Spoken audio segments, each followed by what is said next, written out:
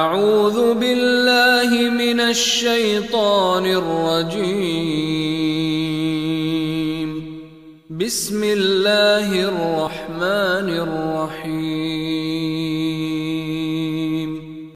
ان الحمد للہ نحمده ونستعینه ونستغفره ونؤمن به ونتوکل علیہ ونعوذ باللہ من شرور انفسنا ومن سیئات اعمالنا من يهده الله فلا مضل له ومن يضلل فلا هادي له وأشهد أن لا إله إلا الله وحده لا شريك له وأشهد أن سيدنا ونبينا محمدا عبده ورسوله أما بعد فإن خير الحديث كتاب الله وخير الهدي هدي محمد صلى الله عليه وسلم وشر الأمور محدثاتها وكل محدثة بدعة وكل بدعة ضلالة وكل ضلالة في النار. أعوذ بالله من الشيطان الرجيم من همزه ونفثه ونفخه. بسم الله الرحمن الرحيم. يا أيها الذين آمنوا اتقوا الله حق تقاته ولا تموتن إلا وأنتم مسلمون. يا أيها الناس اتقوا ربكم الذي خلقكم من نفس واحدة وخلق منها زوجها وبث منهما رجالا كثيرا ونساء واتقوا الله الذي تساءلون به والأرحام إن الله كان عليكم رقيبا. يا أيها الذين آمنوا اتقوا الله وقولوا قولا سديدا يصلح لكم أعمالكم ويغفر لكم ذنوبكم ومن يطع الله ورسوله فقد فاز فوزا عظيما. وقال الله عز وجل في موضع آخر ومن أحسن قولا ممن دعا إلى الله وعمل صالحا وقال إنني من المسلمين. معزز حاضرین، علماء کرام اور میدان دعوت کے شہسوار،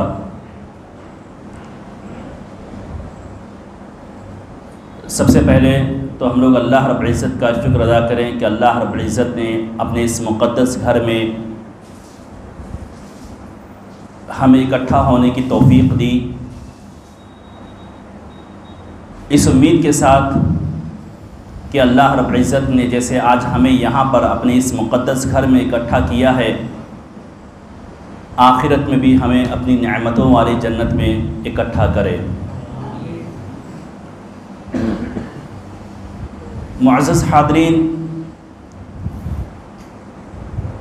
آج کے اس پروگرام میں مجھے جو موضوع دیا گیا ہے وہ ہے انبیاء کرام علیہم الصلاۃ والسلام کا اسلوب دعوت۔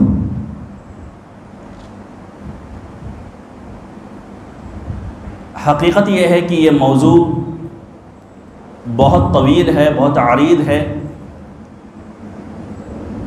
اگر ہر نبی کے اسالیب اور طریقوں پر بات کی جائے کہ کس انداز میں ان لوگوں نے اپنی قوم کو مخاطب کیا اور کس انداز میں دعوت دی، تو ایک طویل وقت درکار ہے، لیکن اس میں کچھ چیزیں ایسی ہیں، کچھ اسالیب ایسے ہیں جو تقریباً تمام انبیاء کے ہاں مشترک ہیں، اور انشاءاللہ تعالی میں انہی پر اختصار اور اختصار کے ساتھ میں بیان کروں گا کہ انبیاء کرام رضوان اللہ علیہم اجمعین کے ہاں جو اسالیب دعوت تھے، بشمول آخری نبی احمد مجتبیٰ محمد مصطفیٰ صلی اللہ علیہ وسلم، جو اس امت کے ہادی قائد اور رہنما تھے۔ سب سے پہلی چیز یہ جاننے کی ضرورت ہے کہ جب ہم یہ کہتے ہیں کہ انبیاء کرام علیہم السلام کی اسالیب دعوت یا اسلوب دعوت، اسلوب سے کیا مراد لیا جاتا ہے؟ اسلوب کہتے کس کو ہے؟ دعوت کے تعلق سے بہت ساری باتیں آپ پچھلے دنوں میں سن چکے ہوں گے، بہت زیادہ تفصیل میں نہیں جاؤں گا۔ دعوت کی اہمیت، دعوت کی فضیلت، دعوت کے برکات اور اس کے اثرات انسان کی اپنی زندگی پر یا اجتماعی زندگی پر، یہ بہت ساری تفصیلات مجھے امید ہے کہ آپ اس تعلق سے کافی کچھ سن چکے ہوں گے، لہذا جو موضوع ہے میرا، میں اسی موضوع کے تعلق سے گفتگو کروں گا۔ تو جب ہم اسلوب دعوت کہتے ہیں یا اسالیب الدعوہ ہم جس کو کہتے ہیں، یعنی اسالیب یہ اسلوب کی جمع، اور اسلوب یا اسالیب یعنی کہ طریقے، یعنی انبیاء کرام رضوان اللہ علیہ، انبیاء کرام علیہم السلام کے دعوت کے طریقے۔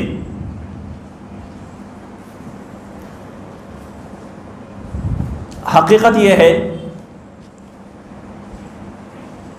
کہ جب ہدف مشترک ہو، جب ٹارگٹ یکساں ہو، تو اس میں اسالیب بھی تقریباً یکساں ہوتے ہیں، اور اسی وجہ سے میں نے صرف مشترکہ جو اسالیب ہیں انہی پر اختصار کیا ہے۔ سب سے پہلے یہ چیز جاننے کی ضرورت ہے کہ جو اسلوب دعوت کا ہم اختیار کرتے ہیں وہ اسلوب کی بنیاد کیا ہونی چاہیے۔ نبی کریم صلی اللہ علیہ وسلم یا دیگر انبیاء کرام جو اسالیب ان لوگوں نے اختیار کیے، ظاہر سی بات ہے وہی لوگ ہمارے اسوہ ہیں اور ہمارا نمونہ ہیں، اور انہی کو سامنے رکھتے ان کے اسلوب دعوت کو ہم اس لیے پڑھ رہے ہیں یا اس لیے ہم جان رہے ہیں تاکہ ہم بھی دعوت دینے میں، دعوت اللہ کا فریضہ انجام دینے میں انہی اسالیب کو اختیار کریں۔ تو لہذا ضروری یہ چیز ہے کہ جو اسلوب ہم اختیار کریں ان اسلوب کے لیے دو چیزیں بنیاد ہیں۔ سب سے پہلی چیز، جو طریقہ آپ اختیار کر رہے ہیں دعوت کا، وہ طریقہ قرآن، سنت یا سلف صالحین سے ثابت ہو، صراحت کے ساتھ، صراحت کے ساتھ، یعنی کہ اس کے تعلق سے منصوص ہو، قرآن کریم کی آیت ہو یا نبی کریم صلی اللہ علیہ وسلم کی حدیث ہو یا سلف صالحین کی سیرت میں اس طریقے کو اپنایا گیا ہو۔ یہ طریقہ جو آپ اختیار کر رہے ہیں دعوت کے لیے، یہ سب سے پہلی چیز یہ ضروری ہے کہ آپ یہ دیکھیں کہ کیا یہ طریقہ جو ہم اختیار کر رہے ہیں، کیا یہ طریقہ قرآن، سنت یا سلف صالحین سے ثابت ہے یا نہیں ثابت ہے۔ اور اگر وہ طریقہ نہیں مل رہا ہے تو کم از کم یہ ہونا چاہیے کہ جو طریقہ ہم اختیار کر رہے ہیں وہ طریقہ مباح ہو، جائز ہو، اس پر کسی بھی طریقے سے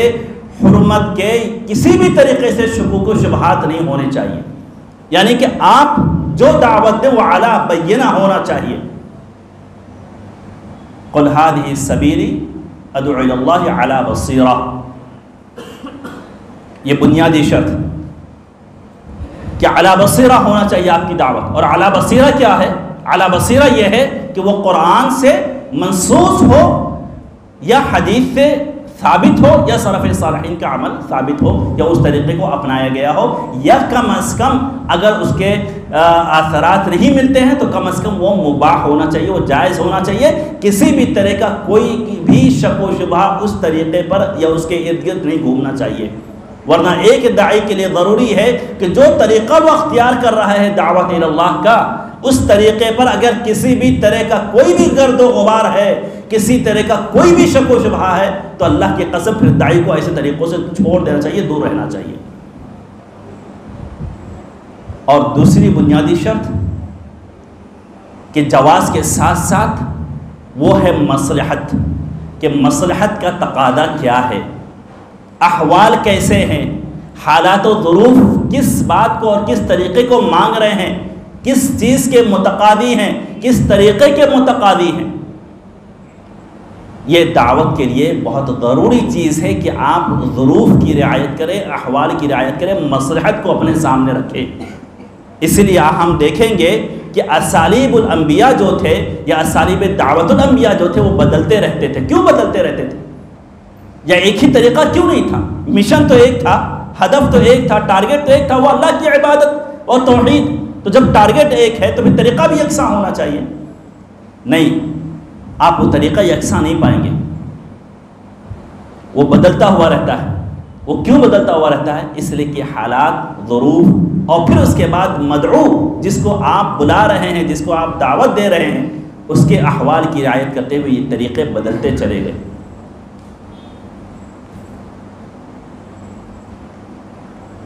اسی لیے آپ دیکھیں کہ نوح علیہ السلام، اور یہ بھی اسلوب دعوت کا، یہاں سے میں اپنے موضوع میں داخل ہو رہا ہوں کہ اسلوب دعوت میں سے یا اسالیب الدعوہ میں سے، دعوت کے طریقوں میں سے ایک اہم چیز یہ ہے کہ آپ کا طریقہ یکساں نہیں ہونا چاہیے دعوت کا، وہ حالات و ظروف کے اعتبار سے بدلتے رہنا چاہیے۔ اس کی دلیل کیا ہے؟ اس کی دلیل نوح علیہ السلام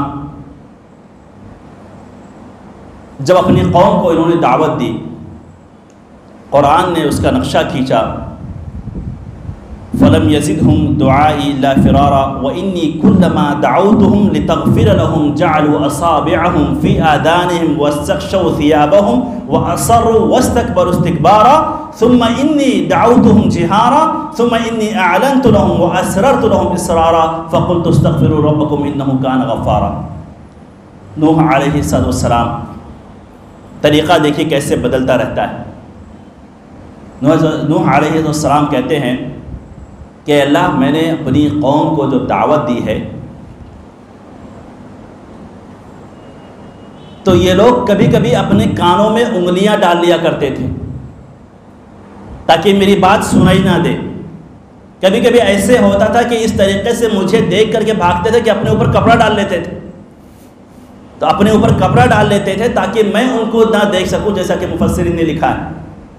کہ تاکہ میں ان کو دیکھ نہ سکوں اور دیکھ کر کے ان کو میں دعوت توحید نہ دینے لگوں۔ تو میری قوم اس قدر بھاگتی تھی، لیکن اس کے بعد نوح علیہ السلام کہتے ہیں کہ ثم انی دعوتہم جہارا، کہ حالت یہ ہے کہ اے اللہ، میں نے ان کو دن میں بھی دعوت دیا ہے، میں نے ان کو رات میں بھی دعوت دیا ہے، میں نے ان کو سری دعوت بھی دیا ہے، میں نے ان کو جہری دعوت بھی دیا ہے۔ کتنے طریقے آ گئے آپ کے سامنے، مدعو کے اعتبار سے بدل لیں۔ کچھ لوگ ایسے تھے کہ جن کو دن میں دعوت دینا، توحید کی دعوت دن کے اجالوں میں دینا زیادہ مناسب تھا،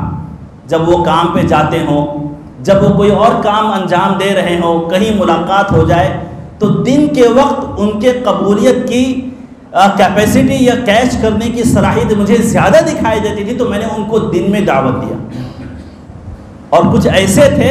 جو مجھے لگا کہ یہ لوگ دن میں نہیں میری بات سنیں گے، رات میں ان کے سے بات کرنے کی ضرورت ہے، تو ان سے رات کے اندھیروں میں جا کر کے میں نے بات کیا۔ جب وہ کام سے تھک کر کے آتے ہیں اور کام سے تھکنے کے بعد جب پرسکون ہو کر کے اپنے گھر میں بیٹھتے ہیں یا خالی جگہوں پر آ کر کے جب وہ بیٹھتے ہیں، تب مجھے لگا کہ وہاں پر ان کو دعوت دینا چاہیے۔ دن کے وقت اگر میں ان کو دعوت دوں گا تو یہ ڈسٹرب ہو جائیں گے، چڑاپن پیدا ہوگا ان کے مزاج میں، تو اس لیے میں نے ان کو دن میں دعوت دیا، میں نے ان کو رات میں دعوت دیا۔ مطلب کچھ ایسے تھے جو دن میں قبول کر سکتے تھے، کچھ ایسے تھے جو رات میں قبول کر سکتے تھے، اور کچھ ایسے تھے جن سے سری بات کرنا زیادہ مناسب تھا، کچھ ایسے تھے جن سے ڈھکے چھپے انداز میں سائیڈ میں کونے میں لے کر کے یا اکیلے مل کر کے بات کرنا زیادہ بہتر تھا، تو میں نے اکیلے میں بھی میں نے بات کیا۔ ثم انی دعوتہم جہارا، اور کچھ ایسے تھے جن کو کھلے عام دعوت دینے کی ضرورت تھی، پورا مجمع تھا اور اس مجمع میں بیٹھ کر کے سیدھے سیدھے توحید کی دعوت دینے کی ضرورت تھی، تو میں نے وہ بھی اختیار کیا۔ تو یہ دیکھیے نوح علیہ السلام مدعو کے اعتبار سے اسالیب اور طریقے بدل رہے ہیں، حالات اور ظروف کے اعتبار سے، مدعو کے اعتبار سے اپنا وہ طریقہ بدلتے جا رہے ہیں۔ تو معلوم یہ ہوا کہ اگر ایک طریقے پر ہم دعوت کا کوئی طریقہ، ایک ہی طریقہ اپناتے ہوئے چلیں گے تو وہ طریقہ کارگر نہیں ہونے والا۔ آپ کو لوگوں کے مزاج کو سمجھنا ہوگا، آپ کو ان کے احوال سمجھنا ہوگا، آپ کو ان کے ظروف سمجھنے ہوں گے، آپ کو وقت اور کی نزاکتوں کو دیکھنا ہوگا، پھر وہاں پر اپنی زبان سوچ سمجھ کر آپ کو کھولنی ہوگی کہ یہاں پر میں بولوں کہ نہ بولوں، یا اس وقت بولوں کہ نہ بولوں۔ اس وقت کبھی کبھی آدمی کا مزاج کیسا ہوتا ہے، کبھی کبھی ایسا ہوتا ہے کہ بہت اچھا مزاج ہے، آپ کچھ بھی مانگ لیں۔ بادشاہوں کا تو مسئلہ ایسا ہوتا تھا، آپ دیکھے ہوں گے، مطلب بادشاہ کا مزاج ٹھیک ہے تو آپ نے کچھ مطالبہ کیا تھوڑا سا تو آپ کو تو آدھی سلطنت ادا کر دی، اور مزاج میں نہیں ہے تو پھر آپ نے چھوٹی سی بھی چیز مانگی تو لے جا کر کے قید خانے میں ڈلوا دیا آپ کو۔ یہ مزاج کا فرق ہوتا ہے، اور ایک داعی کے لیے ضروری ہے کہ مدعو کے مزاج کو سمجھے، ان کے احوال کو سمجھے۔ تو یہ پہلا طریقہ تھا کہ آپ دعوت کے اسالیب ایک ہی طریقے پر نہ چلیں، آپ کے اسالیب بدلتے رہنا چاہیے۔ دوسری چیز یا دوسرا طریقہ، آپ کی دعوت کے طریقہ کار میں تدرج ہونا چاہیے، دھیرے دھیرے دعوت دیں۔ ایک بیگ آپ لے جا کر کے پورا تھوپ دیں، یہ مناسب نہیں۔ اور اس کی دلیل نبی کریم صلی اللہ علیہ وسلم جب معاذ کو رضی اللہ تعالیٰ عنہ جب بھیجتے ہیں یمن کی طرف تو کیا کہتے ہیں؟ فَلْيَكُنْ أَوَّلَ مَا تَدْعُوهُمْ إِلَيْهِ شَهَادَةُ أَن لَا إِلَهَ إِلَّا اللَّهُ، کہ سب سے پہلے تمہیں دعوت توحید دینا ہے۔ فَإِنْهُمْ أَطَاعُوكَ لِذَلِكَ، اگر وہ لوگ تمہاری بات کو سمجھ لیں، جان لیں، قبول کر لیں، تب اس کے بعد نماز کی، پھر صدقہ و زکوٰۃ کی، اور پھر اس کے بعد دیگر نصیحت جو آپ نے کی۔ معلوم یہ ہوا کہ دعوت میں تدرج ہونا چاہیے، ایک بیگ نہیں کہ آپ آ کر کے آپ کسی داعی کو پکڑیں اور داعی کو پکڑنے کے بعد آپ سیدھے کہہ دیں کہ تمہارے پر یہ بھی جائز، یہ بھی حرام، یہ جائز، یہ حرام، یہ جائز، یہ حرام، اور اگر نہیں کیا تو سیدھے جہنم میں چلے گئے۔ قرآن کا اسلوب دیکھیے کہ جب شراب نازل، شراب کی جو حرمت کا جو آپ جانتے ہیں کہ شراب کی حرمت کیسے ہوئی، لوگ اس قدر منغمس تھے، اتنے ڈوبے ہوئے تھے اور اس قدر عادی تھے کہ اگر سڈنلی کہہ دیا جاتا کہ شراب حرام ہے، اللہ تعالیٰ نازل کر دیتا سیدھے کہ شراب حرام ہے، تو لوگ بدک جاتے، قبول نہیں کرتے، اس بات متنفر ہو سکتے تھے۔ تو شراب کی آیت کی حرمت کیسے اتری ہے؟ پہلے اس کا نقصان بتلایا گیا، وَإِثْمُهُمَا أَكْبَرُ مِن نَفْعِهِمَا، پہلے اس کا نقصان بتلایا گیا کہ ہاں فائدہ بھی ہے لیکن نقصان زیادہ ہے۔ پھر دوسرے مرحلے میں کہا گیا لَا تَقْرَبُوا الصَّلَاةَ وَأَنْتُمْ سُكَارَىٰ، کہ نماز کے قریب مت جاؤ نشے کی حالت میں، یعنی نماز کے وقت نشہ کرنے سے، شراب پینے سے روکا گیا۔ اور تیسری مرتبہ سیدھے سیدھے کہا گیا کہ فَاجْتَنِبُوهُ رِجْسٌ مِنَ الشَّيْطَانِ، یہ شیطان کا عمل، انما الخمر والمیسر والانصاب والازلام رجس من عمل الشیطان فاجتنبوہ۔ پھر کہا تیسرے مرتبہ میں کہا کہ اب شراب حرام ہے، فہل انتم منتہون، تم لوگ رکو گے کیا؟ تم لوگ رک جاؤ گے، باز آ جاؤ گے شراب پینے سے؟ بہرحال صحابہ کرام کی جماعت جیسے ہی سنی فوراً اس چیز کو قبول کر لیا۔ مطلب تیسرے مرحلے کا ایفیکٹ دیکھیے کہ تیسرا مرحلہ جب آیا تو ان لوگوں نے فوراً ایکسیپٹ کر لیا، اور شراب مدینہ کی گلیوں میں اس دن بہا دی گئی کہ مدینہ کی گلیوں میں صرف شراب کی بو آ رہی تھی۔ لیکن طریقہ کیا اختیار کیا گیا؟ طریقہ تدرج کا اختیار کیا گیا کہ دھیرے دھیرے کسی چیز کو بتلایا جائے۔ تو آپ جب کسی کو روکتے ہیں کسی چیز سے، دیکھیے سب سے پہلی چیز تو یہ ہے کہ آپ ذہن میں بٹھا لیجئے کہ آپ جب کسی کو دعوت توحید دیتے ہیں اور آپ یہ سوچتے ہیں کہ سڈنلی آپ کی دعوت سے وہ چینج ہو جائے گا، جبکہ اس کی تربیت بچپن سے لے کر کے 40 سال 50 سال 60 سال 30 سال اسی پہ ہوئی ہے، اور آپ کہیں کہ میں ایک مرتبہ بات کروں، 2 مرتبہ بات کروں، تیسری مرتبہ بات کروں اور وہ سڈنلی چینج ہو جائے گا، نہیں ہونے والا یہ چیز۔ استقامت اختیار کیجیے، صبر کیجیے، تسلسل رکھیے، مداومت برتیے۔ اس چیز کو جب دھیرے دھیرے وَإِنَّ مِنَ الْحِجَارَةِ لَمَا يَتَفَجَّرُ مِنْهُ الْأَنْهَارُ، پتھر ہے، پانی گرائیں گے نہیں سوراخ ہو سکتا، لیکن ہاں کچھ پتھر ایسے ہوتے ہیں کہ جن کے اوپر دھیرے دھیرے پانی گرتا رہتا ہے تو اس کے بعد اس پتھر میں بھی سوراخ ہو جاتا ہے۔ یہ دل ہے، بچپن سے اسی پر پلا بڑا ہے، شرک پر، بدعت پر، خرافات پر، اباطیل پر، اور آپ جلدی چاہیں کہ وہ چینج ہو جائے تو نہیں ہو سکتا چیز۔ تو تدرج اختیار کیجیے، دھیرے دھیرے دعوت کو دیجیے، جب دھیرے دھیرے آپ بولتے جائیں گے تو انشاءاللہ تعالیٰ وہ طریقہ اور وہ چیز آپ کی بات جو ہے انشاءاللہ تعالیٰ وہ کارگر ہوگی۔ تیسری چیز انبیاء کی دعوت میں سے ہمیں ایک چیز ملتی ہے، وہ یہ ہے کہ انبیاء کرام علیہ السلام نے اپنی دعوت کو نرمی اور محبت سے شروع کیا تھا۔ سختی بھی آپ کو دکھائی دے گی، لہجے میں سختی بھی آپ کو دکھائی دے گی، لیکن طریقہ کیا تھا کہ جب شروعات کیا تھا تو بہت ہی نرمی سے شروعات کیا تھا۔ موسیٰ علیہ السلام، ہارون علیہ السلام، اذهبا الى فرعون فقولا له قولا لینا لعلہ یتذکر او یخشی، کہ موسیٰ علیہ السلام اور ہارون کو اللہ رب العزت نے جب حکم دیا، کہاں بھیج رہا ہے؟ فرعون کے پاس، وقت کا سب سے بڑا ظالم، سب سے بڑا سرکش۔ طریقہ کیا بتلایا جا رہا ہے، اسلوب کیا سکھایا جا رہا ہے نبی کو کہ کون سے اسلوب سے تم کو دینا ہے؟ فَقُولَا لَهُ قَوْلًا لَيِّنًا، نرمی سے بات کرنا جا کر کے فرعون پہ، گرچہ وقت کا سب سے بڑا ظالم اور سرکش اور باقی ہے، لیکن جا کر کے اپنی بات کو پہلے نرمی سے شروعات کرنا۔ تو پہلے نرمی سے شروعات کی اپنی دعوت کو۔ یہ دعوت کے اسالیب میں سے کہ آپ اپنی دعوت کو جب شروع کریں تو سب سے پہلے فوراً ہی آپ کے مزاج میں تلخی اور ترش روئی نظر نہیں آنی چاہیے۔ اگر آپ کے مزاج میں شروعات سے ہی تلخی اور ترش روئی نظر آئی، یقین جانے کہ پھر آپ کی دعوت کارگر نہیں ہو سکتی، آپ کی دعوت مؤثر نہیں ہو سکتی۔ اگر آپ چاہتے ہیں کہ آپ کی دعوت مؤثر ہو تو پہلے دھیرے سے نرمی سے شروعات کیجیے۔ ہاں، پھر اس کے بعد جب آپ سمجھا چکے، بتا چکے اس کے مفاسد، اس کے نقصانات اور اس کی گمراہیاں اور ساری چیزوں کو آپ اس کے سامنے رکھ چکے، اور پھر اس کے بعد وہ مرحلہ پار ہو گیا، وقت بیت گیا، پھر اس کے بعد دھیرے دھیرے مزاج میں سختی آتی ہے، لیکن وہ سختی بھی آپ دیکھیں کہ وہ اس انداز میں سختی نہیں کہ وہ لڑائی جھگڑے والی تھی، مار پیٹ والی تھی، بس یہ کہ جملہ سخت کہہ دیا۔ موسیٰ علیہ السلام جو شروع میں قولاً لینا کہا گیا تھا کہ شروع میں قولاً لینا مطلب نرمی سے بات کرنا، ایک وقت ایسا بھی آیا جب کہا کہ یا فرعون کہ وَإِنِّي لَأَظُنُّكَ يَا فِرْعَوْنَ مَثْبُورًا، اے فرعون میں دیکھ رہا ہوں کہ تم خراب برباد ہو گئے، ہلاک ہو گئے تم۔ مطلب یہ مزاج میں یہ سختی بھی آئی اس میں کہ پہلے اچھے سے اس کو بتاتے رہے، پھر اس بات جب نہیں مانا تو کہا تم برباد ہو گئے، تم ملعون ہو، مردود ہو اللہ کی رحمت سے۔ انی لأظنک یا فرعون مثبورا۔ یا اسی طریقے سے نوح علیہ السلام ولکنی اراکم قوما تجہلون، کتنا سمجھایا، 950 برس، اور پھر اس کے بعد کیا ولکنی اراکم قوما تجہلون، ہاں میں دیکھ رہا ہوں کہ تم لوگ بڑی جاہل قوم ہو، بات نہیں سنتے تم لوگ، سمجھ میں نہیں آتا تمہارے۔ لیکن یہ لہجہ کب آیا؟ یہ لہجہ آیا ہے 950 برس کے بعد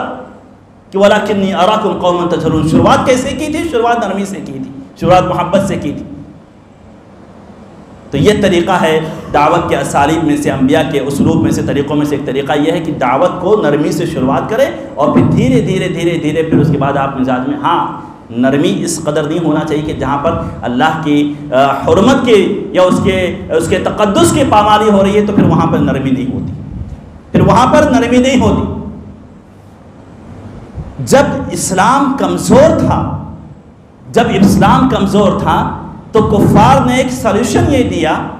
نبی کریم صلی اللہ علیہ وسلم کے سامنے کہ ایک دن آپ ہمارے خدا کی عبادت کر لیں، ایک دن ہم آپ کے خدا کی عبادت کر لیتے ہیں، معاملہ ہو جائے گا حل، سیٹل ہو گیا معاملہ۔ ایک دن آپ میرے خدا کی عبادت کریں، ہمارے خدا کی عبادت کریں، اور ایک دن آپ ہمارے خدا کی عبادت کریں۔ اسلام کمزور تھا، اسلام تو خیر کبھی کمزور نہیں تھا، مسلمان کمزور تھے، مجبور تھے، مقہور تھے، لیکن وہاں پر عقیدے کے معاملے میں کوئی مفاہمت نہیں۔ اور سورہ کافرون کی آیت نازل، قل یا ایھا الکافرون لا اعبد ما تعبدون، نہیں تمہارا خدا تمہارے لیے، میرا خدا میرے لیے، اس میں مفاہمت نہیں، یہاں پر نرمی نہیں ہے۔ تو نرمی کا بھی پیمانہ یہ آپ ملحوظ رکھے دعوت کے وقت کہ نرمی ایسا نہ ہو کہ نرمی کرتے کرتے کرتے کرتے کہ ہاں دعوت کے اسلوب میں سے نرمی ہے تو نرمی کرتے وقت ایسا ہو کہ پھر وہ شرک پر بھی اگر مصر ہے یا ڈٹا ہوا تو بھی آپ اس کی بھی موافقت کرتے چلے جائیں، اس کی ہمدردی میں آپ اس کو منع نہ کریں، نہیں۔ وہ نرمی کا پیمانہ آپ کی زبان سے جھلکنا چاہیے، اس کی آپ کی خیر خواہی ہے، اس کی خیر خواہی ہے اس کے مصلحت کے تعلق سے، لیکن جہاں پر رب کی حرمت کی پامالی ہو رہی ہے یا عقیدے پر بات آ رہی ہے، منہج پر بات آ رہی ہے تو پھر وہاں پر مفاہمت نہیں ہے، یہ یاد رکھیے گا۔ یہ بہت بڑا خلل دکھائی دیتا ہے ہمارے دعات میں، یہ بہت بڑا خلل دکھائی دیتا ہے ہمارے دعات میں کہ نرمی اور مداہنت کے نام پہ اس قدر مفاہمت اور اس قدر تنازل اختیار کیا جاتا ہے، اس قدر تنازل اختیار کیا جاتا ہے کہ بسا اوقات سامنے والا حد درجہ کبیرہ گناہ کا بھی ارتکاب کرے، شرک جیسے گناہ کا بھی ارتکاب کرے تو پھر وہاں پر وہ بھی افہام و تفہیم سے معاملے کو حل کیا جاتا ہے کہ نہیں چل جائے گا، جائے گا، حالات ایسے نہیں ہیں، وقت ایسے نہیں ہے، ظروف ایسے نہیں ہے کہ اجازت ہے کہ ہم تھوڑا یہاں پر سختی کریں، نہیں۔ عقیدے اور منہج کے معاملے میں اسلام نے کبھی بھی مفاہمت نہیں کی ہے، دعوت کے اسلوب میں، دعوت کے طریقوں میں، دعوت کے اس میں جو ہے راستے میں، اس کے مشن میں۔ تو اس چیز کو یاد رکھے گا، نرمی ہے لیکن عقیدے اور منہج اور اس چیز پہ محاوت کبھی بھی نہیں ہے۔ جزاک اللہ خیر۔ اسی طریقے سے دعوت کے اسالیب میں سے، دعوت کے طریقوں میں سے ایک طریقہ ہے ترغیب و ترہیب کا اسلوب، جو انبیاء کرام کے ہاں ہم لوگ پاتے ہیں کہ دعوت کے اسالیب میں سے انبیاء نے ترغیب و ترہیب دونوں طریقہ اپنایا ہے۔ ترغیب کس کو کہتے ہیں؟ ترغیب کہتے ہیں کہ کسی چیز کو مرغوب بنا کر پیش کیا جائے، اچھا بنا کر پیش کیا جائے، عمدہ بنا کر پیش کیا جائے تاکہ لوگ اس چیز کی طرف آئیں، اور ترغیب یعنی اس چیز سے ڈرایا جائے۔ تو انبیاء کرام کی دعوت میں ہم ترغیب و ترہیب دونوں کو پاتے ہیں کہ آپ نے ترغیب بھی دی ہے اور ضرورت پڑنے پر ترہیب بھی کی ہے، ڈرایا بھی ہے، دھمکایا بھی ہے۔ تو ترغیب و ترہیب کا اسلوب یہ انبیاء کرام کی دعوت کے اسالیب کا ایک اہم جز ہے، اور اس کی دلیل ابو ذر رضی اللہ تعالیٰ عنہ، اللہ کے رسول صلی اللہ علیہ وسلم جب ان کے سامنے یہ کہتے ہیں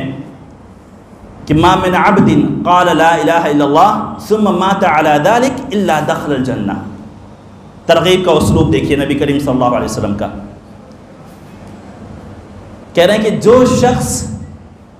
توحید پر قائم ہے، اس بات کی گواہی دیتا ہے کہ اللہ کے سوا کوئی معبود برحق نہیں، محمد صلی اللہ علیہ وسلم اللہ کے رسول ہیں، پھر اسی پر اس کی وفات ہو جاتی ہے تو وہ جنت میں داخل ہوگا۔ کیا کہہ رہے ہیں کہ جو توحید پر وفات پایا وہ جنت میں جائے گا۔ ابو ذر کہہ رہے ہیں کہ وَإِن زَنَا وَإِن سَرَقَ، اللہ کے رسول اگر وہ زنا بھی کرے، چوری بھی کرے، تو بھی توحید پہ ہونے کی بنیاد پر وہ جنت میں چلا جائے گا۔ تو اللہ کے رسول کہہ رہے ہیں ہاں وَإِن زَنَا وَإِن سَرَقَ، چوری بھی کیا، زنا بھی کیا، لیکن اگر توحید پر تھا تو پھر وہ جنت میں ضرور جائے گا۔ ابو ذر کو یقین نہیں ہو رہا ہے رضی اللہ عنہ، پھر پوچھتے ہیں دوسری مرتبہ وَإِن زَنَا وَإِن سَرَقَ، چوری بھی کرے، زنا بھی کرے، لیکن بس توحید پر ہے تو جنت میں چلا جائے گا۔ اتنا آسان معاملہ ہے یا اتنا اہم ہے بس کہ توحید پر رہنا کافی ہو جائے گا اس کے لیے؟ دوسری مرتبہ جب پوچھا تو اللہ کے رسول نے کہا وَإِن زَنَا وَإِن سَرَقَ، ہاں چوری کرے، زنا کرے، تب بھی جائے گا وہ جنت میں۔ نہیں یقین آیا، پھر تیسری مرتبہ نہیں یقین آیا، پھر چوتھی مرتبہ کہ عَلَىٰ رَغْمِ أَنْفِ أَبِي ذَرَ، ابو ذر کی ناک خاک آلود ہو، میں کہہ چکا ہوں کہ ہاں توحید پر تھا تو وہ جنت میں جائے گا ہی جائے گا، چاہے زنا کیا ہو، چوری کرے، زنا کیا ہو۔ تو یہ ترغیب کا اسلوب تھا، ترغیب کا اسلوب تھا کہ توحید کی اہمیت اتنی ہے کہ توحید کو اپنا لو، گناہ کی معاملہ الگ ہے، تم نے گناہ کے ارتکاب کیا، گناہ کے بقدر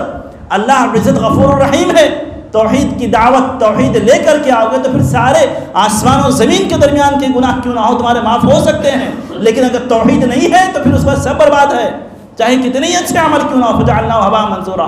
کتنے ہی اچھے عمل کیوں نہ لے کر کے آؤ، توحید نہیں تو سب ضائع۔ تو توحید کی طرف رغبت دلاتے ہوئے اللہ کے رسول صلی اللہ علیہ وسلم نے ترغیب کا اسلوب اپنایا کہ رغبت دلاتے ہوئے توحید اتنی اہم چیز ہے کہ توحید کو تم اپنا لو، بھلے سے گرچہ دوسری جو چیز ہوتی ہے تھوڑا سا نظر انداز کیا اس کے تعلق سے۔ تو یہ ترغیب کا اسلوب تھا نبی کریم صلی اللہ علیہ وسلم۔ دعوت میں ترغیب کا اسلوب ہونا چاہیے، تربیت میں ترغیب کا اسلوب ہونا چاہیے۔ یا اسی طریقے سے اللہ رب العزت نے اہل کتاب کے تعلق سے کہا وَلَوْ أَنَّ أَهْلَ الْكِتَابِ آمَنُوا وَاتَّقَوْا لَكَفَّرْنَا عَنْهُمْ سَيِّئَاتِهِمْ وَلَدَخَلْنَاهُمْ جَنَّاتِ النَّعِيمِ، کہ اگر یہ اہل کتاب ایمان لائیں جیسا کہ ایمان لانے کا حق ہے اور اللہ رب العزت کا تقوی اختیار کریں تو ہم انشاءاللہ ان کے گناہوں کو معاف کر دیں گے اور انشاءاللہ تعالیٰ ان کو نعمت والی جنت میں داخل کریں گے۔ یہ ترغیب کا اسلوب تھا کہ آپ ایمان لاؤ، جنت آپ کی منتظر۔ اور پھر اس کے بعد ترغیب کے ساتھ ساتھ ترہیب بھی ہے، صرف ترغیب ہی ترغیب نہیں۔ ہمارے بہت سارے بھائی جو دعات ہوتے ہیں نا، صرف رغبت والی چیزیں ذکر کرتے ہیں، یہاں یہ کریں گے تو یہ ملے گا، یہ کریں گے تو یہ ملے گا، یہ کریں گے تو یہ ملے گا، ایسا پڑھ لو، یہ پڑھ لو، یہ پڑھ لو، یہ پڑھ لو، ہو گیا جنت میں پہنچ گئے۔ ترہیب کو سائڈ میں کر دیتے ہیں، ترغیب کو سائڈ میں کر دیتے ہیں. یہ دعوت کا اسلوب نہیں ہے کہ آپ صرف ترغیب کو لے کر کے چلیں. دعوت کا اسلوب یہ ہے کہ آپ کی دعوت میں ترغیب اور ترہیب کا توازن ہونا چاہیے. ترہیب ڈرانے والا انداز. اللہ رب العزت نے اللہ کے رسول صلی اللہ علیہ وسلم کہتے ہیں والذی نفس محمد بیدہ لا يسمع بی احد من یہودی ولا نصرانی من هذه الامة یہودی ولا نصرانی ثم يموت ولم يؤمن بالذی ارسلت به الا كان من اصحاب النار. اگر میری دعوت اس امت میں سے کسی یہودی کو ملتی ہے, کسی نصرانی کو ملتی ہے, دیکھیں وہاں پر ترغیب کا اسلوب تھا جو اللہ نے بیان کیا. ترغیب کا اسلوب تھا کہ اہل کتاب ایمان لائیں گے تو جنت میں جائیں گے. نبی کریم صلی اللہ علیہ وسلم یہاں پر ترغیب کا اسلوب اپنا رہے ہیں کہ کوئی بھی یہودی یا نصرانی اگر اس نے میری دعوت کو سنا ہے, توحید کو سنا ہے, رسالت کا پیغام ان تک پہنچا ہے اور اس نے اسلام قبول نہیں کیا, وہ جہنم میں جائے گا, وہ جہنم میں جائے گا. تو یہاں پر ترغیب کا اسلوب تھا.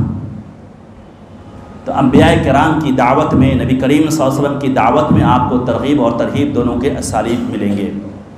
اسی طریقے سے دعوت کے اسالیب میں سے ایک اہم چیز ہے شک پیدا کرنا. یہ داعی کے لیے بہت ضروری ہے بنیادی اعتبار سے کہ آپ جس کو دعوت دے رہے ہیں یقین جانیے کہ دعوت کی کامیابی کی بنیادی سیڑھی ہے یہ. جو کام وہ کر رہا ہے آپ اس کے تعلق سے اس کو شک و شبہے میں مبتلا کر دیجیے, آپ کا آدھا کام ہو گیا. جو لوگ فیلڈ میں کام کر رہے ہیں وہ لوگ جانتے ہوں گے اس آپ کا, اس بات کو بخوبی واقف ہوں. جو کام وہ کر رہا ہے آپ اس کے تعلق سے اس کو شک و شبہے میں ڈال دیجیے. ارے اچھے اچھے مسلمان, ان کو لوگ شک و شبہے میں ڈال دیتے ہیں تو بیچارے الحادیت کی راہ پر دوڑ پڑتے ہیں. مضبوط ایمان والا مسلمان ہے, مومن ہے, اگر اس کو شک و شبہے میں ڈال دیں تو وہ بیچارہ الحاد کی راہ میں چل پڑتا ہے. حدیث پر جو طعن و تشنیع کے تیر برسائے جاتے ہیں صحابہ کرام کے اوپر بالخصوص کالے کپڑے والوں کی طرف سے جو طعن و تشنیع کے تیر برسائے جاتے ہیں اس کی بنیادی وجہ یہ ہے ایک بار صحابہ کرام کے تعلق سے یہ مسلمانوں کا ایمان متزلزل ہوا اور صحابہ کرام کو شک کی نگاہ سے دیکھنے لگے, ان کا اللہ کی قسم پورا کا پورا دین شک کے کٹگرے میں کھڑا ہو جائے گا, کسی بات کو قبول نہیں کریں گے. یہ بات ایک بار آپ اگر صحابہ کرام کے تعلق سے غلط فہمی کا شکار ہو گئے تو پھر آپ یاد رکھیے کہ آپ کے نبی کریم صلی اللہ علیہ وسلم کی طرف سے قرآن کا اور سنت کو کس نے نقل کیا؟ یہ صحابہ کرام کی جماعت. لیکن جب آپ یہ کہیں نہیں صحابہ کرام ایسے تھے, صحابہ کرام ویسے تھے, صحابہ کرام ویسے تھے, یہ بہت حساس مسئلہ. اسی لیے صحابہ کرام کی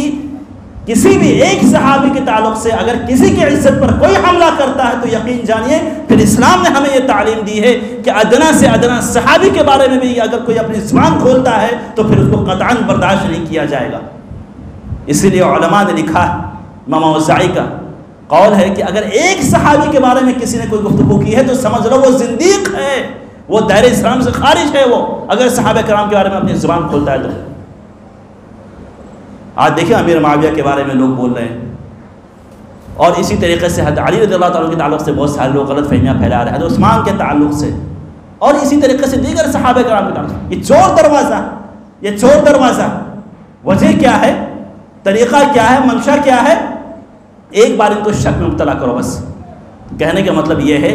کہ تشکیک کا اسلوب, شک پیدا کرنے کا اسلوب اگر آپ کے ہاں یہ فن موجود ہے تو آپ کی دعوت آدھی دعوت آسان ہو گئی. ابراہیم علیہ السلام کا واقعہ آپ جانتے ہیں کہ جب ستاروں کو دیکھا تو کیا کہا, یہ ستارے بہت اچھے لگ رہے ہیں, یہ میرے معبود, میں ان کی پوجا کروں گا, یہ میرے خدا, یہ میرے خدا ہے, میں ان کی عبادت کروں گا. لیکن جب ستارے چھپ گئے, ڈوب گئے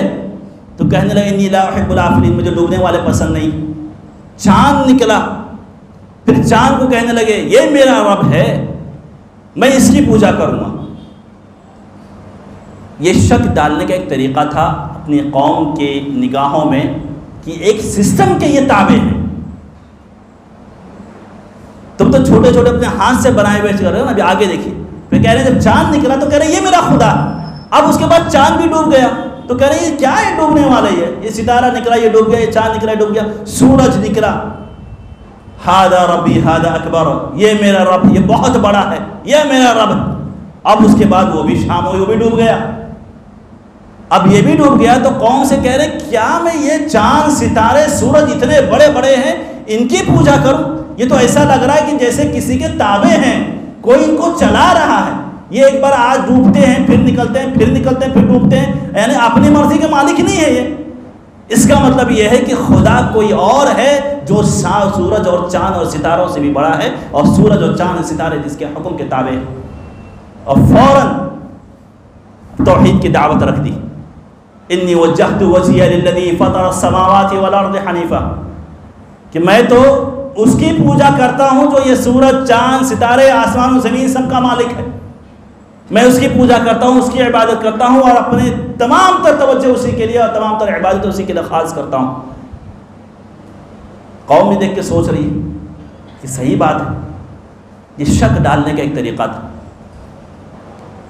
تو کہنے کا مطلب یہ ہے کہ تشکیک کا جو اسلوب ہے، شک ڈالنے والا جو طریقہ ہے، یہ طریقہ بہت کارگر ہوتا ہے۔ ہر داعی کے لیے ضروری ہے کہ جب جو آپ کے سامنے آتا ہے سوالات کی فہرست لے کر کے، یا جس کام پر وہ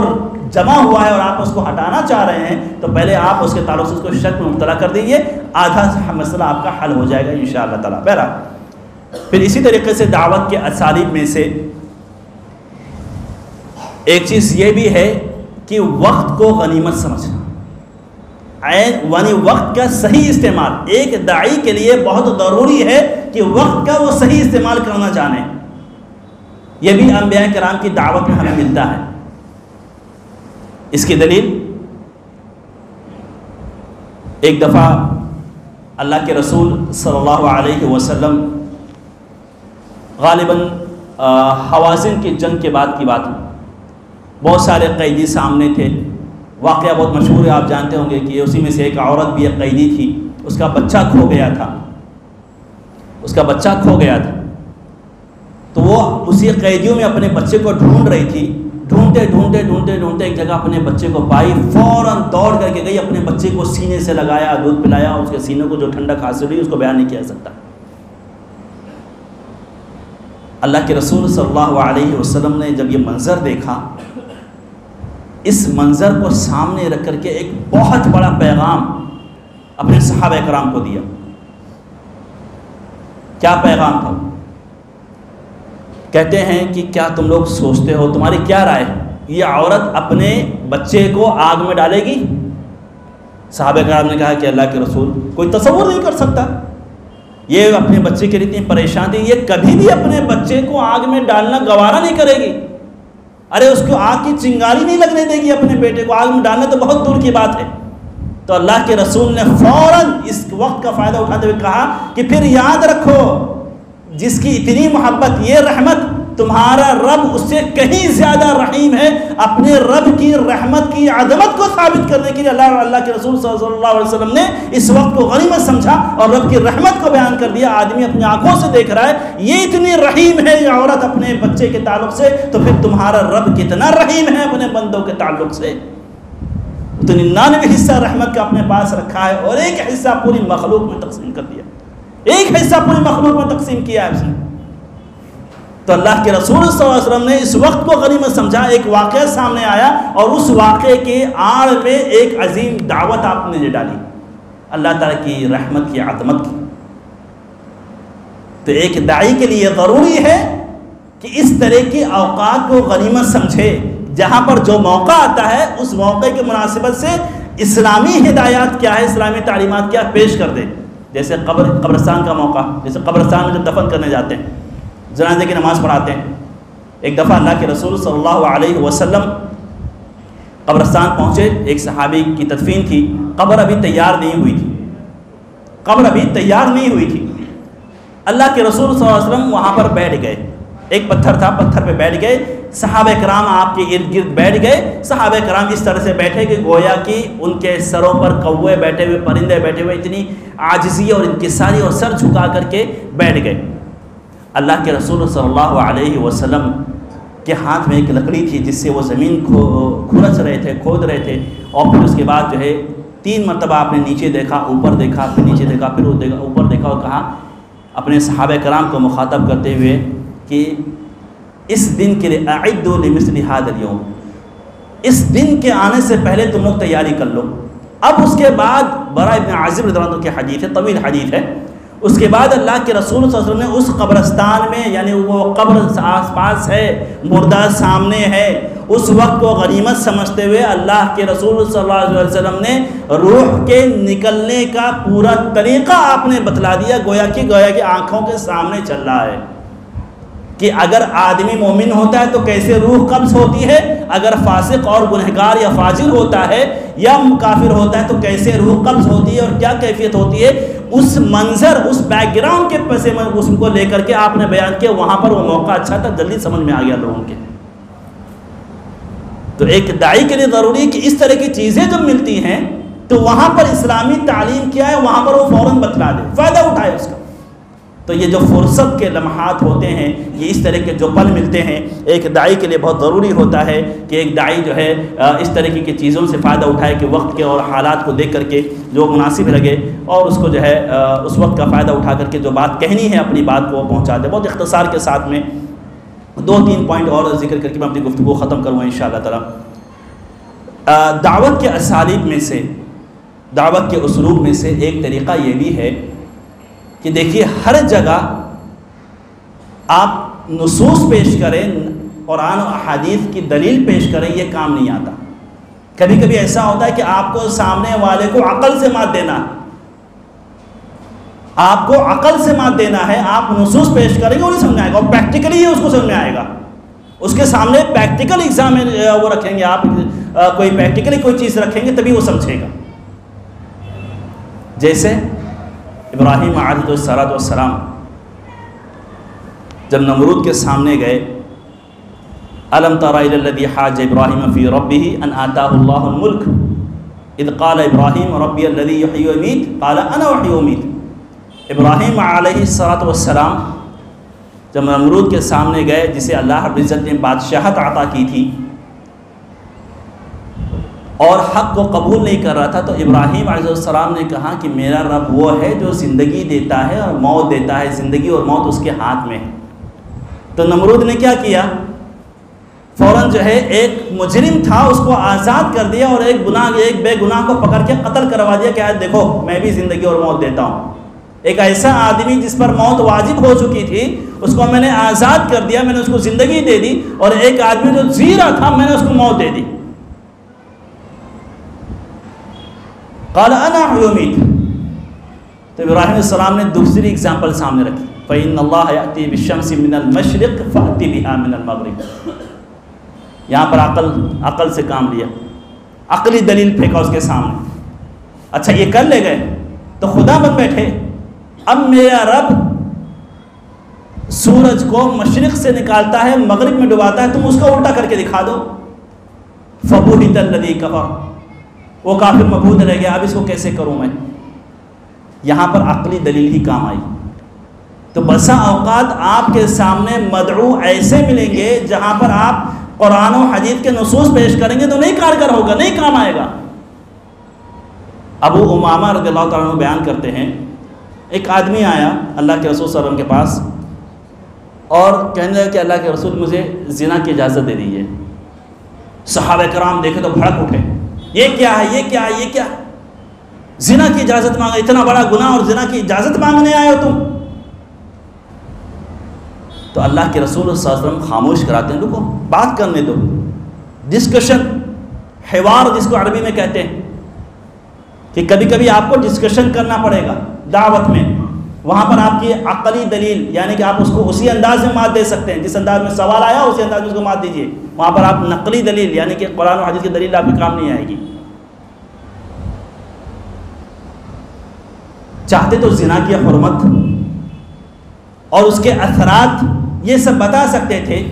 اللہ کا حکم سنا سکتے تھے،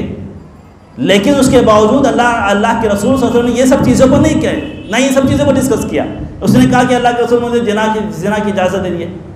کہتے ہیں کہ کیا تم یہ پسند کرو گے کہ تمہاری ماں کے ساتھ میں کوئی زنا کرے؟ کہتا نہیں اللہ کے رسول، کیسے کوئی پسند کرے گا اپنی ماں کے ساتھ میں نعوذ باللہ کوئی زنا کرے، یا اپنی ماں اس کی ماں کے ساتھ میں کوئی زنا کرے؟ کسی کو بھی نہیں گوارا ہوگا، کوئی نہیں برداشت کرے گا،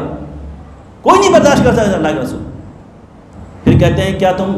اپنی بیٹی کے ساتھ میں گوارا کرو گے کہ تمہاری بیٹی کے ساتھ میں زنا کا ارتکاب ہو؟ کہا نہیں اللہ کے رسول، میں نہیں، کوئی بھی نہیں برداشت کرے گا، کوئی بھی نہیں برداشت کرے گا کہ اس کی بیٹی کے ساتھ میں زنا کیا جائے۔ کہا پھوپھی کے ساتھ وہ بھی نہیں، خالہ یا ممالی کے ساتھ وہ بھی نہیں۔ تو اللہ کے رسول نے کہا جب تم اپنی ماں کے لیے، اپنی بیٹی کے لیے، اپنی چاچی کے لیے، اپنی پھوپھی کے لیے، اپنی خالہ کے لیے، اپنی ممالی کے لیے نہیں برداشت کر سکتے تو تم یہ کیسے برداشت کر سکتے ہو؟ تم کسی کی بہن کے ساتھ میں زنا کرو، تم کسی کی ماں کے ساتھ میں زنا کرو۔ تو وہاں پر اللہ کے رسول صلی اللہ علیہ وسلم نے نقلی دلائل پیش کر، نقلی مطلب نقلی اور ڈپلیکیٹ اور نقلی نہیں، نقلی جب میں بولوں تو اس کا مطلب ہے کہ قرآن و حدیث منقول جو ہوتا ہے، تو قرآن و حدیث کے دلائل پیش کرنے کے بجائے آپ نے ڈسکشن کیا، اس کی بات سنی، اور بات سننے کے بعد پھر عقلی دلیل آپ نے پیش کی، اور عقلی دلیل سے وہ آدمی قانع ہو گیا، اور پھر اس کے بعد اللہ کے رسول صلی اللہ علیہ وسلم نے اس کے لیے دعا کی کہ اللہم اغفر لہ وحسن فرجہ، اللہ کے رسول نے اللہ اس کے لیے دعا کی، اور پھر اس کے بعد وہ نوجوان چلا گیا، پھر اس کے بعد اس نے اس طرح کی معصیت پر کبھی جرأت نہیں کی۔ تو کہنے کا مطلب یہ ہے کہ نبی کریم صلی اللہ علیہ وسلم یا اس طریقے سے انبیاء کرام کے دعوت کے اسالیب میں سے ایک طریقہ یہ بھی تھا کہ وہ ہر جگہ نقلی دلائل یا منقول دلائل پیش کرنے کے بجائے کبھی کبھی عقل کا بھی سہارا لیتے تھے اپنی بات کو سمجھانے کے لیے، کنونس کرنے کے لیے، اور ایک داعی کے لیے ضروری ہے کہ ایک داعی اس چیز کو سمجھے اور اس چیز کو جانے۔ اسی طریقے سے آخری 2 پوائنٹ کہ آپ کو مدعو کے لیے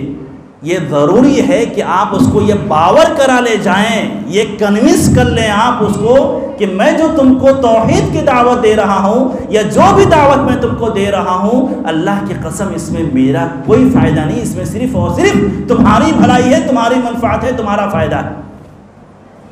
آپ تمام انبیاء کی دعوت کو اٹھا کر کے دیکھیں، شعیب علیہ السلام، نوح علیہ السلام، ہود علیہ السلام،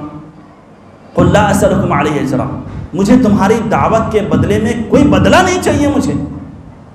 شعیب علیہ السلام نے جب اپنی قوم کو دعوت دی تھی وزن کے تعلق سے، جانتے ہیں ان کی قوم کے ہاں کمی کیا تھی؟ توحید کے علاوہ ناپ تول میں کمی بیشی کیا کرتے تھے۔ تو شعیب علیہ السلام نے کہا کہ دیکھو مجھے اپنے رب کی طرف سے واضح دلیل ملی ہے، میں حق پر ہوں۔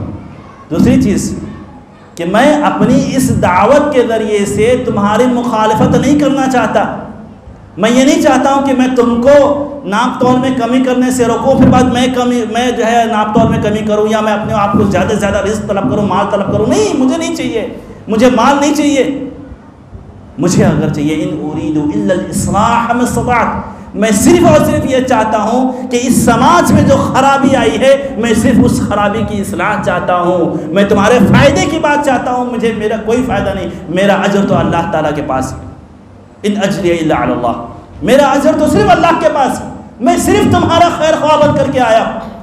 جس دن آپ یہ کنوینس کر لے گئے سامنے والے مدعو کو کہ مجھے کچھ نہیں چاہیے، میں صرف تمہاری بھلائی کی بات کرنے آیا ہوں، تمہارے فائدے کی بات کرنے آیا ہوں، یقین جانے کہ جب وہ آپ کو اپنا خیر خواہ پائے گا، آپ کو اپنا اچھا چاہنے والا پائے گا، آپ کی بات کو قبول کرنے کے لیے سر جھکا لے گا، اور آپ کو بننا پڑے گا اس طریقے سے، آپ کو اس طریقے سے بننا پڑے گا کہ آپ اپنی دعوت کے پیچھے کوئی اور مقصد نہ رکھیں سامنے، آپ صرف اور صرف اجر کے متمنی اللہ تعالیٰ سے۔ اللہ کے رسول صلی اللہ علیہ وسلم کس طریقے سے ستایا گیا؟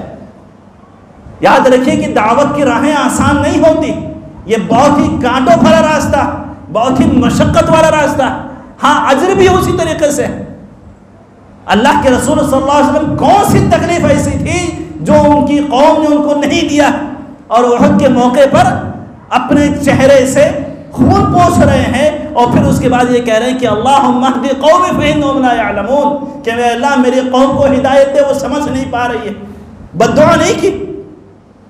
بہت سارے انبیاء جب پریشان ہو کر کے بد دعا بھی نہیں دیے، رب لا تذر علی الارض من الکافرین دیارا۔ نوح علیہ السلام نے کہا کہ اے اللہ ایک بھی لوگوں کو مت چھوڑنا یہاں پر، بہت سمجھایا میں نے اس کو، اے اللہ ان کو تباہ کر دے، برباد کر دے۔ یہی ایسی دعا موسیٰ علیہ السلام نے بھی کی۔ لیکن ہمارے نبی نے یہ دعا کہ اللہم اہد قومی فإنہم لا یعلمون، خیر خواہ آخر دم تک ستائے بھی جا رہے ہیں، مارے بھی جا رہے ہیں، لیکن خیر خواہ ہیں اپنی قوم کے تعلق سے، اپنے مدعو کے تعلق سے اس کو دعوت دے رہے ہیں۔ طائف کا واقعہ آپ جانتے ہیں، فرشتے نے کیا کہا کہ آپ حکم دیجئے میں ان کو پیس دوں، کہانی ختم ہو جائے ان کی، تو کہتے ہیں کہ نہیں، انشاءاللہ ان کی نسل سے ایسی قوم آئے گی جو اللہ کی وحدانیت کے قائل ہوگی، توحید پرست ہوگی۔ وہاں پر بھی اپنی قوم کے خیر خواہ تھے، اپنے مدعو کے خیر خواہ تھے، جس کو دعوت دے رہے تھے اس کے خیر خواہ تھے۔ لہذا یہ ضروری ہے کہ آپ جس کو دعوت دے رہے ہیں، دعوت دیتے وقت آپ اس کو ہر طرح سے یہ ثابت کر لے جائیں، یہ قانع کر لے جائیں کہ آپ اس کے خیر خواہ ہیں، اور اس دعوت کے پیچھے آپ کا کوئی مقصد نہیں سوائے اس کے کہ آپ اس کو جہنم کی آگ سے بچا لے جائیں، سوائے اس کے کہ آپ اس کو جو ہے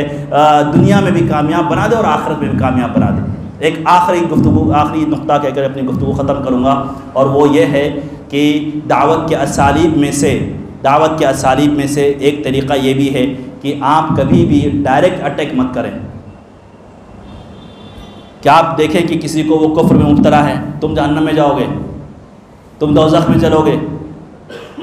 یہ طریقہ نہیں، یہ دعوت کا طریقہ نہیں، یہ نبوی طریقہ نہیں، یہ انبیاء کرام کا طریقہ نہیں۔ نبی کریم صلی اللہ علیہ وسلم کی مثال ہمارے سامنے ہے کہ آپ نے کبھی بھی ڈائریکٹ اٹیک نہیں کیا کسی کے اوپر۔ حضرت بریرہ رضی اللہ تعالی عنہا کا واقعہ آپ جانتے ہوں گے، جب شرط لگائی، کیا تھا کہ یہ غلام تھی، ایک جگہ لونڈی تھی، تو وہاں پر انہوں نے اپنے مالک سے یہ ڈیل کیا کہ میں اتنا پیسہ تم کو دے دیتی ہوں، تم مجھے آزاد کر دو۔ مالک نے کہا ٹھیک ہے، تم اتنی قیمت لا کر کے مجھے دے دو، میں تم کو آزاد کر دیتا ہوں۔ حضرت بریرہ حضرت عائشہ کے پاس جاتی ہیں اور کہتی ہیں کہ میرے اوپر قرض ہے، اگر میں اتنی قیمت ادا کر دوں تو میں آزاد ہو جاؤں گی۔ تو حضرت عائشہ کہتی ہیں کہ ٹھیک ہے، میں تمہاری طرف سے وہ قرض ادا کر دیتی ہوں، تم آزاد ہو جاؤ گی، لیکن تمہارا ولا یعنی کہ تم اس کے بعد سے ہمارے تابع ہو جاؤ گی۔ تابع مطلب تم غلام نہیں ہو جاؤ گی، تابع مطلب یہ ہے کہ تمہاری ولا وہ ہمارے لیے ہو جائے گی، تم جا کر کے اپنے مالک سے بات کر لو۔ حضرت بریرہ جاتے ہیں، کہتے ہیں کہ ٹھیک ہے، عائشہ رضی اللہ تعالیٰ تیار ہو گئی ہیں، وہ آپ کو پیسہ دے دیں گے میری طرف سے، آپ مجھے آزاد کر دو، لیکن میری ولا مطلب یہ کہ اس کے بعد جو ہے وہ میراث کا مسئلہ آتا ہے، یعنی کہ جو آدمی آزاد کرتا ہے ولا اس کے لیے ہوتا ہے، جو غلام آزاد کرتا ہے ولا اس کے لیے ہوتا ہے، یعنی وہ میراث بنے گا، وہ حقدار ہوتا ہے، وہ پہلا حقدار ہوتا ہے اس کا۔ بہرحال اس کے بعد جو ہے جب انہوں نے بریرہ نے جا کر کے کہا اپنے مالکین سے کہ آپ مجھے آزاد کر دینا، لیکن ولا آپ کے لیے نہیں ہوگا، وہ حضرت عائشہ کے لیے ہوگا، وہ میری طرف سے ادا کر دیں گے، تو مالک جو تھے وہ ناراض ہو گئے، کہنے لگے نہیں، ہم ان کو آزاد کرانا ہے، تم کو آزاد کر، پیسہ دے دیں میں تم کو آزاد کر دیتا ہوں، لیکن تمہارا ولا وہ میرے لیے ہی ہوگا۔ اللہ کے رسول صلی اللہ علیہ وسلم کو معلوم ہوا، کہا کہ یہ غلط شرط ہے، یہ جو شرط لگا رہے ہیں کہ تم کو آزاد تو کر دوں گا لیکن ولا میرے لیے ہوگا، جو مالک لوگ کہہ رہے ہیں نہیں، ولا اس کے لیے ہوتا ہے جو آزاد کراتا ہے، الولاء لمن اعتق، ولا اس کے لیے ہوتا ہے جو آزاد کراتا ہے۔ تو اللہ کے رسول صلی اللہ علیہ وسلم کو جب یہ معلوم ہوا، فوراً ممبر پر کھڑے ہوئے اور ڈائریکٹ ان کا نام لے کر کے برا بھلا نہیں بولنا شروع کیا۔ کیا کہا؟ ما بال اقوام یشترطون لیس فی کتاب اللہ، کیا ہو گیا ایسے لوگوں کو کہ ایسی شرطیں لگا رہے ہیں جو کتاب اللہ میں نہیں ہے۔ اور یاد رکھیں وہ لوگ، اگر کوئی شرط ایسی لگائی جاتی ہے جو کتاب اللہ میں نہیں ہے، 100 شرط لگا دو، 100 شرط لگا دو، اگر کتاب اللہ میں نہیں ہے تو پھر ساری کی ساری شرطیں باطل ہیں۔ تو اللہ کے رسول صلی اللہ علیہ وسلم کو جب یہ پیغام دینا تھا تو آپ نے ڈائریکٹ نہیں اٹیک کیا تھا ان لوگوں پر، بلکہ یہ کہا ما بال اقوام، کیا ہو گیا لوگوں کو ایسا ایسا کہہ رہے ہیں۔ اسی لیے امام بخاری کے ہاں دیکھیں گے آپ کہ رد کیا انہوں نے تو وہ ہمیشہ یہ کہا بعض الناس، بعض لوگ ایسا کہتے ہیں، بعض لوگ ایسا کہتے ہیں۔ تو یہ دعوت کے اسلوب میں سے ہے کہ آپ کبھی بھی جب کسی کو غلط کام کرتا ہوا دیکھیں اور آپ اس کو دعوت دینا چاہ رہے ہیں، سمجھانا چاہ رہے ہیں، تو آپ اس کا نام لے کر کے نہ گفتگو کریں، اور اسی طریقے سے ڈائریکٹ اٹیک مت کریں، بلکہ دوسرے انداز میں کہ بعض لوگ ایسا ایسا کرتے ہیں، جس تک میسج پہنچنا ہے وہ پہنچ جائے گا، جس کو میسج پہنچنا ہے وہ پہنچ جائے گا۔ 2 آدمی اللہ کے رسول کے سامنے لڑ پڑے اور اتنا لڑے، اتنا غصہ ایک آدمی کہ پورا چہرہ پھول گیا اور آنکھیں سرخ ہو گئی، گال سرخ ہے، چہرہ پھولا ہوا۔ اللہ کے رسول فرما رہے ہیں کہ اگر میں ایک جملہ کہوں اور کوئی اگر یہ کہتا ہے تو انشاءاللہ تعالیٰ اس کا غصہ ختم ہو جائے گا. اللہ کے رسول نے ڈائریکٹ اس کو نہیں کہا تم کہو, ایسا نہیں کہا. کہا کہ میں ایک جملہ جانتا ہوں کہ اگر کوئی اس کو ایسا کہے گا تو اس کا غصہ ختم ہو جائے گا, اور وہ کلمہ ہے اعوذ باللہ من الشیطان الرجیم, کیونکہ غصہ شیطان سے ہوتا ہے. تو آپ نے ان دونوں کو ڈائریکٹ نہیں کہا, آپ نے کہا کہ میں ایک جملہ جانتا ہوں کہ اگر کوئی کہے گا ایسا نا تو اس کا غصہ ختم ہو جائے گا, اس کا معاملہ ہلکا ہو جائے گا, ٹھنڈا ہو جائے گا. بعض صحابی آگے بڑھے اور کہتے ہیں کہ سن نہیں رہے ہو اللہ کے رسول کیا کہہ رہے ہیں؟ تو وہ جواب دیتا ہے سن رہا ہوں نا, پاگل تھوڑی نہ ہوں میں, سنائی دے رہا مجھے. ہاں جب آپ ڈائریکٹ اٹیک کریں گے تو پھر ایسے رسپانس ملے گا آپ. یہ صحابی چلے گئے کہہ رہے ہیں کہ اللہ کے رسول کیا کہہ رہے ہیں, سنائی نہیں دے رہا تم کو؟ تو یہ جواب دیتے ہیں جس کا غصہ ساتویں آسمان پر تھا, کہہ رہے کہ ہاں سن رہا ہوں, پاگل نہیں ہوں میں, سنائی دے رہا مجھے, سمجھاؤ مت مجھے, جاؤ یہاں سے. یہ ریئیکشن ہوتا ہے. تو ڈائریکٹ جب آپ اٹیک کریں گے نا تو آپ کو ایسے ہی رسپانس ملے گا, ایسے ریئیکشن ملے گا. لیکن طریقہ کیا ہے دعوت کا کہ آپ ڈائریکٹ نہ اٹیک کر کے اس انداز میں بات کریں کہ ہاں جس تک میسج پہنچنا ہے وہ میسج پہنچ جائے گا وہاں تک. ما بال اقوام, یہی اللہ کے رسول کا اسلوب تھا. بہرحال یہ چند اسالیب تھے دعوت کے, اور بھی بہت سارے اسالیب ہیں, قصص ہے, واقعات ہیں, واقعات کو ذکر کر کے بھی آپ جو ہے اپنی دعوت کا پیغام پہنچا سکتے ہیں. بہرحال بہت ساری چیزیں ہیں, بہت سارے اسالیب ہیں. یہ چند اسالیب تھے جو مشترکہ تھے تمام انبیاء کے درمیان, یا بعض نبیوں نے استعمال کیا اور بعض نبیوں نے دوسرا طریقہ استعمال کیا. لیکن یہ ہے کہ خلاصہ یہ ہے کہ حالات و ظروف کے اعتبار سے دعوت کے احوال بدلتے رہتے ہیں, ظروف بدلتے رہتے ہیں. لہذا ایک داعی کے لیے ضروری ہے کہ وہ اسلوب بدلتا رہے, طریقہ بدلتا رہے, اور سامنے والے کو اسی انداز میں مخاطب کرے جیسا کہ اللہ کے رسول صلی اللہ علیہ وسلم کا طریقہ تھا. دیکھیے جب معاذ جا رہے تھے تو کیا کہا, جب معاذ کو یمن بھیج رہا تو کیا کہا کہ انک تأتی قوما من اہل کتاب, تم جہاں جا رہے ہو وہ اہل کتاب ہیں. معاذ کو سمجھا رہے ہیں کہ تم جہاں جا رہے ہو دعوت دینے کے لیے وہ اہل کتاب ہیں, مطلب ہے کہ پڑھے لکھے لوگ ہیں. کیونکہ آپ کی دعوت میں ایسے لوگ, کچھ لوگ آئیں گے جو بالکل کچھ نہیں جانتے, کچھ ایسے ہوں گے جو جانتے ہوں گے لیکن غلط جانتے ہوں گے, کچھ ایسے ہوں گے تو جو صحیح بھی جانتے ہوں گے پھر بھی کچھ بات پیدا کریں گے. تو مطلب ہے کہ کیفیت مختلف ہوتی ہے, کیفیت مختلف ہوتی ہے. تو اللہ کے رسول کہہ رہے ہیں کہ اہل الکتاب مطلب جن کے پاس جا رہے ہو, ایسا نہیں کہ وہ پڑھے لکھے لوگ نہیں ہیں, وہ پڑھا لکھا طبقہ ہے. ان کے پاس جا رہے ہو سوچ سمجھ کر کے جانا, دلائل کی تیاری کر کے جانا, اور پھر اس کے بعد ان کے جو اعتراضات آنے والے ہیں ان سب کا جواب سوچ کر کے جانا. تو مدعو کے جو احوال ہوتے ہیں نا وہ مختلف ہوتے ہیں. لہذا ایک داعی کے لیے ضروری ہے کہ ان سب چیزوں کی رعایت کرے. بہرحال اللہ رب العزت دعا ہے کہ اللہ رب العزت ہمیں دعوت کے اسالیب کو بہتر سے بہتر طریقے سے اپنانے کی توفیق عطا فرمائے, اور اسلام نے جس طریقے سے ہم سے مطالبہ کیا ہے اور جس طریقے کا ہمیں حکم دیا ہے ہم اسی انداز میں اللہ رب العزت کے اس